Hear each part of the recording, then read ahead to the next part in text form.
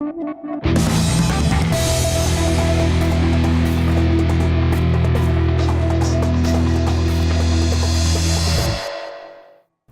to the Bullring. I'm your host, Sam Hovan. It's the show that's all about Matador athletics, where they were, where they're going, and what's going on right now.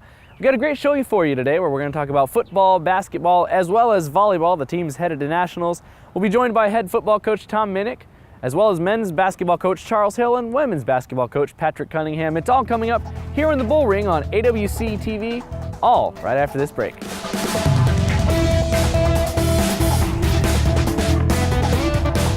The 2014 El Toro Bowl, presented by Walmart and Sam's Club, features two teams in the top 11 of the country. Our fifth-ranked Western States Football League champion, Arizona Western College Matadors, are 10-1 and on an 8-game winning streak. The Matadors will welcome 11th-ranked Central Lakes-Brainerd to town. At 10-1, Central Lakes has been one of the top teams in the country all season long. The showdown is set for December 6th. Kickoff at 1 p.m. Get your tickets now at the Arizona Western College Athletics office or the Caballeros de Yuma office. It's the 2014 El Toro Bowl, presented by Walmart and Sam's Club. Welcome back to the Bullring. I'm your host, Sam Hovan. We now talk about Arizona Western College football, and I'm joined by head football coach Tom Minnick. Thanks for joining me, Coach. Thank you. So we didn't have the Bullring last week. That's when we made the big announcement that you guys will be playing Central Lakes College of Brainerd. That's a school from Minnesota, ranked number 11 in the country. Yes, it is. They're 10-1, we're 10-1, and I'm sure it'll be a great game. One of the things, I know you've started to look at some film that you've gotten from them. They have a prolific passing offense. Yeah, they throw the ball just like Scottsdale does all over the place. So we'll be running around again, chasing their quarterback and chasing the receivers. So, and we talked earlier this morning, you guys are still kind of ramping up practice, kind of giving you guys a break, letting everybody, hey, let's relax at the end of, not relax, but. Well, usually during bowl week, we practice 3 times a week and install things as we go here. It's kind of unusual. It's a week longer than it was last year. So, going three days this week, a couple days next week, and then getting ready for the bowl. During bowl week, we'll amp it back up and start hitting and stuff like that again. And now we're kind of coming down to the end of the season. Final rankings are come out. Let's talk a little bit about the WSFL. You guys had 3 teams in the top 10 in the country. Our league's pretty tough. From top to bottom, I truly believe our league's better than anybody else, top to bottom. You're going to have your bottom teams, but our teams, you got to come ready to play, game in, game out, where some of these leagues, just showing up, you're going to beat a team, and I think we're well represented. I'm kind of disappointed Snow didn't get a chance to go to Hutch. Hutch took a team out of New York, which they probably shouldn't have, but it is what it is. We're happy to be in it. I'm sure Scottsdale's happy to be in it. We both got a shot to win to, stay in the top 10 along with Snow and have 3 teams in WSFL in there, and that'd probably be a first in a while. And just to kind of give you out there a clue what we're talking about, Scottsdale is number 7, Snow's number 9, and Arizona Western, well, they're ranked number 5. How do you wind up at Central Lakes College for the bowl game? They're ranked number 11. Like you said, they are 10-1. They're a pretty good team throughout the year, top 25 team all season. Well, most of the teams in front of us had bowl games already, just like we do. We're kind of committed to El Toro Bowl, and the national championship's going to be down in Biloxi with Iowa Western and East Mississippi, and Hutchinson has their own bowl game. The Texas winner, which is Trinity Valley, they're number 3. They have their own bowl game. So we kind of, when it's all said and done, when you look at the polls, we ended up probably, with the person, with the team we needed to play. So, it's 11 against 5. I'm sure it'd be a great game. They're 10-1. They got upset in their state championship game, but they'll be fired up, come out here and play in this weather and get out of the cold and try to prove that they're a top team. So we're happy to play them, and it'll be a great game. And when we were talking to their coach, he said they'd already had about 10 inches of snow on the ground, so yeah, we've had sunny weather down here. Yep, I think they're looking forward to getting down here real quick. We'll look at some of the all-conference standings. Those came out as far as players go, and you actually ended up with the Arizona Football Player of the Year. That was running back Daryl Monroe. Didn't play all season, but when he did play, look out, he was fantastic. Yeah, the coaches really were impressed by him. Him and Trent. came down both of them, and they all picked Darryl. And on the defense side of the ball, we had Paul McGlory. So we had both of them in Arizona, which is great. Snow had both of them for the WSFL, but they were both good football players too. We had a great bunch of good football players in our conference this year, and it showed. It was hard to pick first and second team kids because we had such great amount of good football players in our league. And then we look at some of the other, even a guy like Chooks, gets National Defensive Player of the Week honors one week. He's also on the first team doing it from the defensive end spot. Correct. And he was put up on, as a defensive WSFL Player of the Year, and he got beat out by Snow's DT, but we had a couple. Paul was up on that list too, and like I said, got beat out by the Snow DT. But we had some players that deservingly should have been put up, and they were. They just got voted, second or whatever for the Player of the Year. And one last thing to mention, of course, Trent Hosick last week was the National Offensive Player of the Week. I guess that's what happens when you have 340 yards total offense as well as 6 touchdowns in a championship game. Yeah, 3 touchdowns passing, 3 touchdowns rushing. He had one heck of a game, and he just willed us to win, scoring 28 points in the fourth quarter, and our defense played another heck of a game and didn't give up anything in the fourth quarter. And like I said, the last 2 games our defense has played unbelievable, and that's where we played really good football here this last month, and if we can continue to do that, we'll have a pretty good bowl game. All right, thanks so much for joining me, Coach. Thank you. Really appreciate it. Don't forget, the next game for football, that's the El Toro Bowl, December 6th at 1 p.m. at Veterans Memorial Stadium. Gates open at 11:30. Make sure you get your tickets right behind me at the athletics office or at the Caballeros de Yuma office in the old City Hall building. We'll be back here on the Bull Ring with more right on the other side of a break.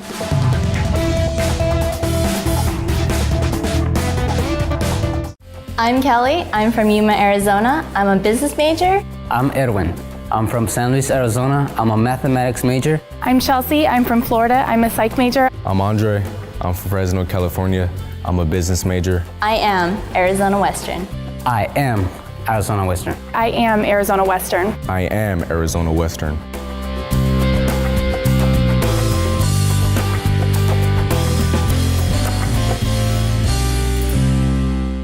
Matador regular season football is over, but guess what? That means it's time for the 2014 El Toro Bowl presented by Walmart and Sam's Club. Tickets are on sale now for a game that has become one of the top junior college bowl games in the country, and you can get yours at the Arizona Western College Athletic Office or the Caballeros de Yuma office in Yuma. Kickoff is scheduled for 1 p.m. on Saturday, December 6th at Veterans Memorial Stadium with the gate opening at 11:30. To find out more about the 2014 El Toro Bowl presented by Walmart and Sam's Club, check out the website at eltorobowl.com. Welcome back to the Bull Ring. I'm your host, Sam Hovan. I'm now joined by women's head basketball coach Patrick Cunningham. It's good to have you here. In conference play, hey, it's already underway. You guys got to win. Tell you what, got one win, and early in November, conference is underway. Yeah, the rest of the country's just starting. We're right in the middle of the ACCAC. So yeah, good to get off on the right foot. And it was a 62-46 win over Cochise College. Sort of it sometimes can be a rivalry game, but you guys, the defense was great. Yeah, our defense is starting to figure things out. Hopefully, we'll continue to improve. Cochise, they hadn't played anybody tough in the preseason, so this was their first time against somebody, that could compete a little bit, and they're on the road, and they left a player, one of their good players at home. So, so we just caught them at the right time, I think, and they were struggling to score. So, and our defense kind of thrives on that, and I think we did a great job in that first half shutting them down. And the first half score was 23-15. Your shooting really hadn't been there in the first half, but you went into halftime and said our defense was great. Yeah, we had a slow start and we got down a little bit, but we kept bearing down defensively and we knocked down a couple of shots finally. And then once we caught them and got ahead, halftime came around and went in there and talked about how good a number they'd put up and what kind of consistent effort it's going to take in the second half, and that the offense would always come around, and and it did. And so we got up by 20 in the second half. We were hoping to kind of extend that a little bit, but the kids are young, and we held on and got that win under our belt. Well, and you talk about the defense. That the shooting's got to come around at some point during any game you play, right? Oh yeah, that's the thing. Right now we're generating good shots, and we tell our guys, you guys are getting looks, inside, outside. We just got to knock them down, and don't be so nervous. And I think as the season progresses, our shooting percentage will start to rise a little bit, and we saw that the game after the Cochise one, and so I think just offense, we're not too worried about. putting points on the board, just getting stops and being consistent on the defensive end, and then rebounding is a big deal for us. Then talk about one of the players. We've got Stephanie Schmid. She's averaging right around 20 to 25 points a game this year for the team. Had 26 in the win against Coach East. Yeah, Steph, she's a kid that had a good year last year, and she really improved her shooting off the dribble, and teams know that she's going to come out and score points for us and shoot from long range. So they really try to take her away early, and she's been missing early, but that's kind of been the way she gets, and we don't mind that. Just hey, you take that next shot, and as soon as it starts to fall, then she starts to feel a little bit. So we need her to be consistent for us, and then we just have others that need to pick it up a little bit scoring wise, and if we can get a little bit more balance, we'll be happy with the scoring. And another one that I know, somebody who's come in as a freshman guard, Kaya Marticic, has done a nice job averaging double digits all the way through. Yeah, Kaya can score. She's got to do a lot more improving defensively and with her ball handling and things of that nature, but she can put the ball in the basket, and so that gives us a second threat out there from the outside. You just can't focus on Steph, and we've got a couple kids on either side of the floor that can knock down a three and stretches the defense, and we like the way that works for us. And then the girl in the middle, Tanya Uluhewa, still kind of coming back a little bit slow from the knee injury. She did play Tuesday night, and she even played a little bit in the exhibition on Saturday. Yeah, she's coming along. Again, it's that kneecap just came out and went back in, and she's a big kid, so it's pretty painful for her, but she's tough. She's getting through practice, and we're trying to manage that injury as best we can, and she's coming along. But she's not the only one. We got Chantel Thomas's back kind of tweaked, and Safulu's she's got ankle problems, and Lori went down during the game, and she got back in there. So we're just trying to manage some injuries right now, and knowing that we got some tough conference games ahead of us this week, and so hopefully we'll be healthy on Wednesday. I was gonna say, so tomorrow night you guys have Phoenix College, and then Saturday night Central Arizona College. Especially, that's a big start right at home at the beginning of conference season. Yeah, and we got them at home, so Phoenix is again, we're not focused on anything other than Phoenix College right now. We got to make sure we take care of our home games against the teams that are probably going to end up below us in the standings at the end of the year. And don't look past anybody, and hopefully we'll take care of Phoenix on Wednesday, and then Saturday's just whether we win, lose, or draw, which isn't going to happen, but Central's a game that we're going to play them twice, and hopefully again in the playoffs, and we got to understand our season won't end or be successful with that lone game, but winning it would be a nice addition to our program. And you guys start out with 3 home conference games, and then that means you're going to have to play a little bit more on the road. But is it nice to get off to a home start, kind of get your foot under? Yeah, the schedule's the schedule. So, the Coach East game was just a reschedule due to the bowl game, and we played it early. And last year we almost got bit, early like that. We had a double overtime win at home. So, we took care of the early season one.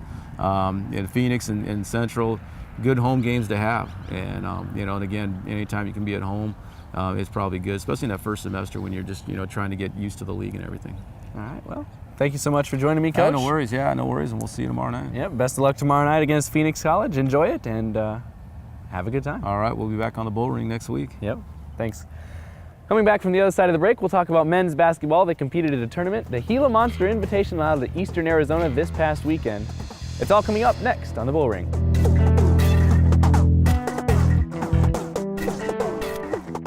The career you've always wanted may be just months away. Just a few classes could take you to the next level in your job. Take a look at Arizona Western College's Career in a Year program. Earn your certificate in a variety of programs in 12 to 18 months, sometimes less. Programs include Certified Nursing Assistant, Public Safety, Logistics, Computer Information Systems, Auto Mechanics, Early Childhood Education, and more. Pick a career with strong job growth that ignites your passion. It's time to invest in yourself. azwestern.edu/career. Matador regular season football is over, but guess what? That means it's time for the 2014 El Toro Bowl presented by Walmart and Sam's Club. Tickets are on sale now for a game that has become one of the top junior college bowl games in the country, and you can get yours at the Arizona Western College Athletic Office or the Caballeros de Yuma office in Yuma. Kickoff is scheduled for 1 p.m. on Saturday, December 6th at Veterans Memorial Stadium, with the gate opening at 11:30. To find out more about the 2014 El Toro Bowl presented by Walmart and Sam's Club, check out the website at eltorobowl.com.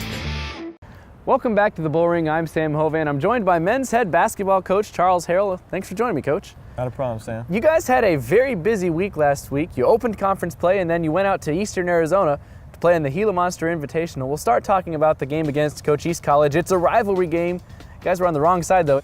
Yeah, we had been a while since we had lost to Cochise, and it's always difficult to play them. They're well coached, and we caught them early in the season. They're usually pretty organized the second week or so of the season, so I thought it was a difficult time to have to play that game, along with having just played CSI like 3 days before. We didn't come out and play well. We had spurts where we played pretty good, but overall, it's a 40-minute game, and I'd say we played well maybe for 20 minutes. And you mentioned playing CSI. I'm just mentioning that we actually didn't have a Bullring since the last time. So you guys went from playing CSI, top 5 team in the country, to a conference rival, Cochise. They both pressed you. Did that CSI game at least help for some of the good stretches of Cochise? I was hoping it would, and it really didn't. I thought, we had 18 turnovers against Cochise, 21 against CSI, and that's just too many to win a game against anybody that's any good. Coming out of that Cochise game, what are some of the things you're looking for your team? You're like, hey guys, we're in the season, you got to get going. I think we're a little bit behind because, we had a few guys get injured or leave for various reasons, and we kind of prepared for 2 months with those guys as part of what we were doing, pretty integral parts of what we were doing, but I think now we're kind of having to revamp that, and so it's just probably going to take an extra month or so, and unfortunately that's the beginning of the season. You talk about having to revamp. A guy who played pretty well against Cochise was Cambrian Antrillo, a guy you really didn't expect to play a lot at the beginning of the season.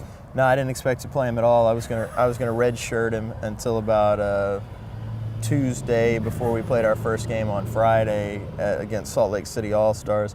I always knew Cambrian could shoot, and that was the extent of it, but he's been pretty good on defense, which has surprised me.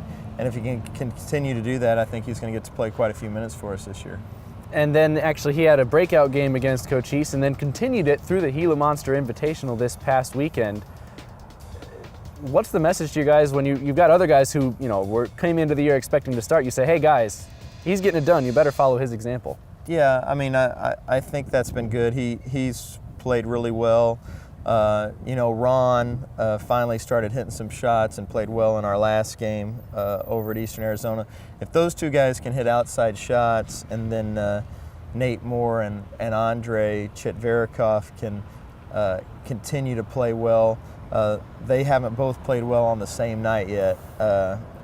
Nate didn't play very well against Howard. Andre played okay against Howard, and then Nate plays excellent against Impact Academy on Saturday, and Andre goes for 7 turnovers. So if we could ever get those two guys to play together on the same night, and Ron and Cambrian to hit shots together on the same night, we probably could win some games against good teams. And you talked about Nate playing really well against Impact Prep. Finished with a triple-double from what I saw on scores, 18 points, 10 boards, 10 assists. Yeah, that's a great achievement. Impact Academy is a very, very average at best basketball team, but it was nice for us to come out and get some confidence and just get a win overall after a 3-game slide going into this game against Phoenix on Wednesday. I was going to say that you'd had a 3-game slide. You're 3-4, but getting that win at least stops it, because Phoenix and then Central Arizona on Saturday, that's 2 tough opponents back-to-back. Yeah, Phoenix went out to Texas and they beat Howard by 10. They beat Western Texas College in overtime. Central Arizona went to Texas. They beat Odessa and New Mexico Junior College in a tournament at Odessa. So those 2 teams are good. I knew Phoenix was going to be good. I think Central Arizona is better than expected. And of course, Phoenix, for those of you not aware, they won the Division II Men's National Tournament last season, came into the year ranked as the #1 team in Division II in the country. So that all happens tomorrow night. That's going to be a heck of a game here at home.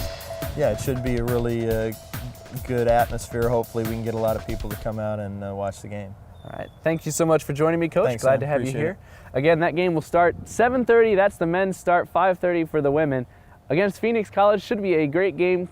Kicking off conference action once again here. You'll find it all on AWC TV right here where we film the Bullring. Again, we'll be back with more sports after the break.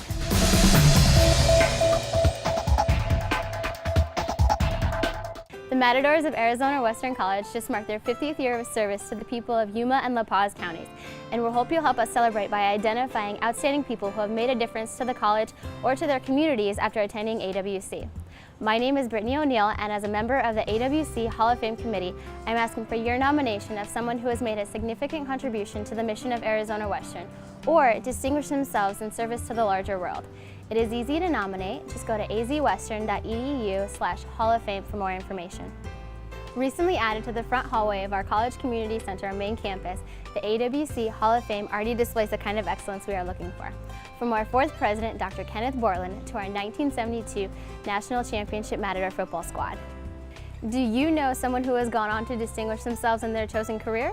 Or someone else who has worked tirelessly for the benefit of our students and programs? We'd love to hear from you.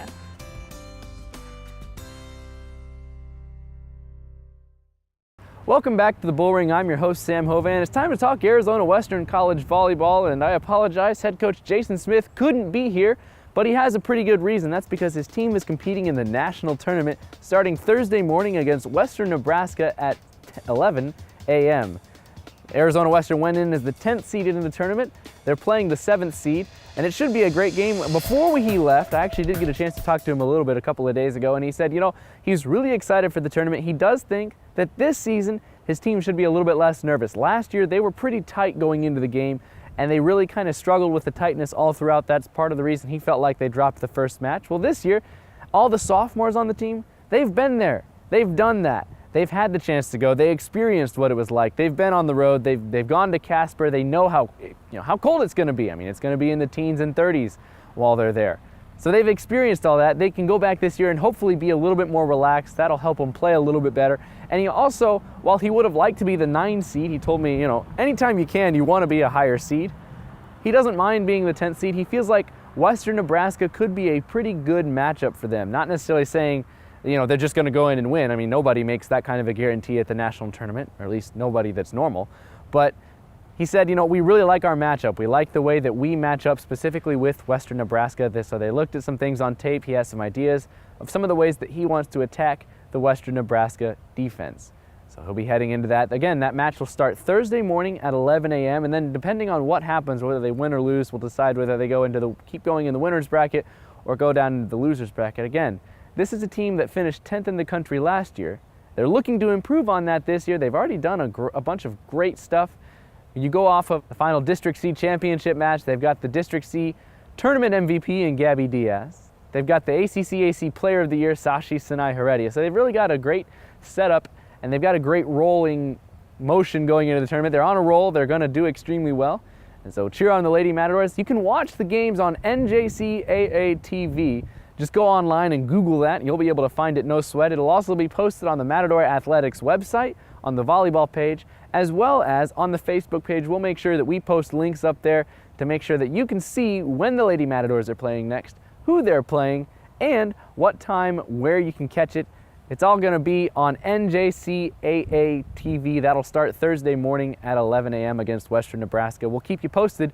Follow Matadors on Facebook and Twitter. We'll keep you posted on where exactly they've gone, and if they win, what's next for them. We'll make sure that you know. Next, we've got a little bit more sports coming up here on the Bullring here on AWC TV.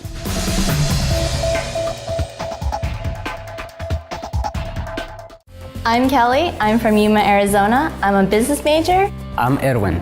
I'm from San Luis, Arizona. I'm a mathematics major. I'm Chelsea. I'm from Florida. I'm a psych major. I'm Andre. I'm from Fresno, California. I'm a business major. I am Arizona Western. I am Arizona Western. I am Arizona Western. I am Arizona Western.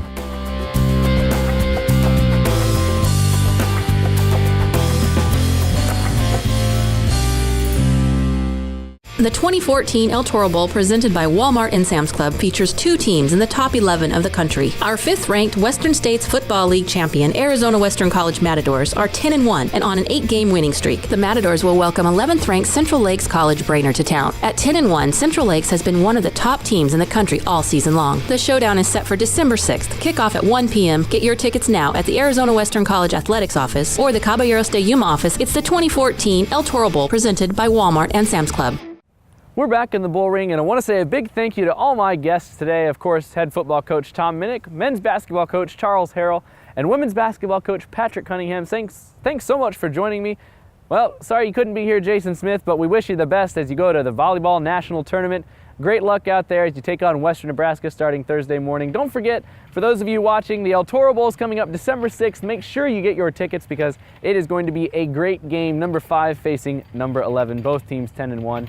And then, thank you to everybody who helps with the program. Travis Mitchell for filming everything and taking care of me. Roy Hesley for making sure I stay almost on time. And of course, you, the fans. Without you, we wouldn't have Matador Athletics. It just wouldn't be the same. So thanks so much for joining, watching, and caring. Make sure you tune in next week, next Tuesday night at 7 p.m. right here on AWC TV.